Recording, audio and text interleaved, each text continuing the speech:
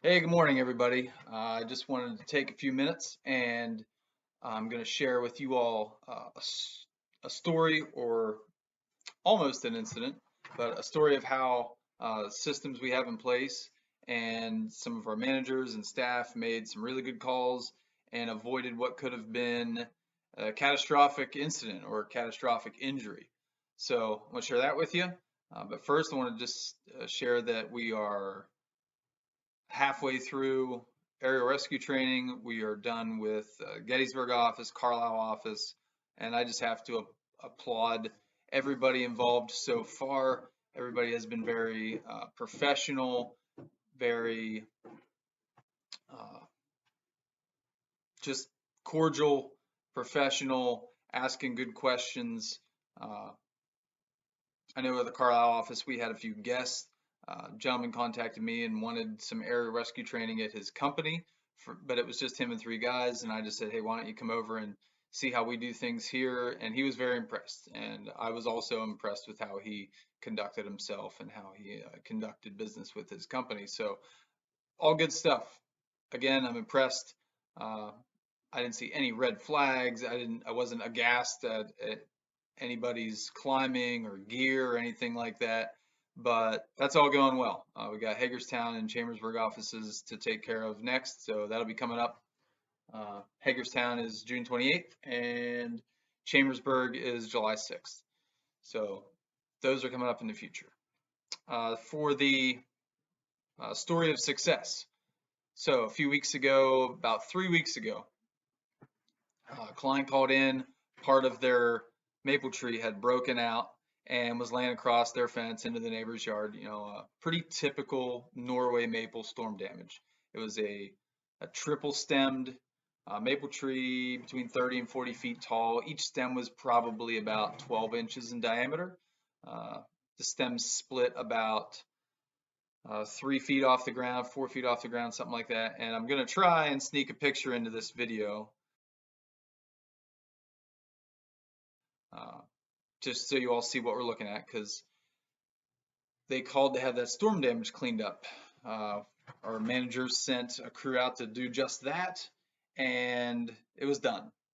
Well, the client, same client, called a short time later and said, hey, I want to get this tree trimmed so that this doesn't keep happening, because the remaining two stems, there was one over the house and one going over the backyard, the remainder of the backyard. So uh, because the manager or salesman had already been to the property, uh, gave the guy a price. It may have even been T&M. Anyway, sent a crew out to do a reduction, for safety, take some weight off, some height off, uh, but to prune this maple tree. The crew leader showed up, looked at the damage, assessed the rest of the tree, and determined that he was not, it's fairly inaccessible. I should have added that. But he determined that he was not going to climb it. He didn't think it was safe to climb and just didn't do it. Called the manager, said, "Hey, I need another set of eyes on this because it doesn't look safe. I don't feel safe doing it." So that was it. And then I got a call from the manager. Whether the manager just didn't have time to go out and look at it, or didn't want to, or thought maybe another opinion would be better for the crew leader, uh, I went out and looked at it, took some pictures, and completely agreed with the crew leader that, yeah, we need to figure out something else to prune this tree because it didn't look good. Crew leader made a good decision. So we resent a quote out to the client and said, hey, this tree's not safe to climb. We're going to need to get equipment in either through the neighbor's yard or the adjacent neighbor's yard. Price is probably going to go up, but it's just what it is. It is what it is. It's not safe to climb. We need to change our plan. Fast forward 2 weeks, had a quick thunderstorm yesterday, and the remaining two stems split at the same place, or failed at the same place. The first stem failed, and the one side ended up on the house, and the other side ended up in the lawn. One of swing set, I believe.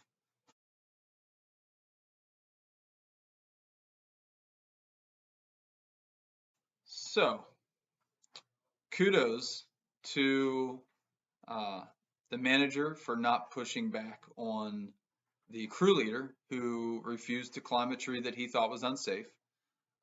kudos to the crew leader for recognizing and doing a proper tree inspection and looking around and just saying, hey, I don't feel right with this, I'm not going to do it.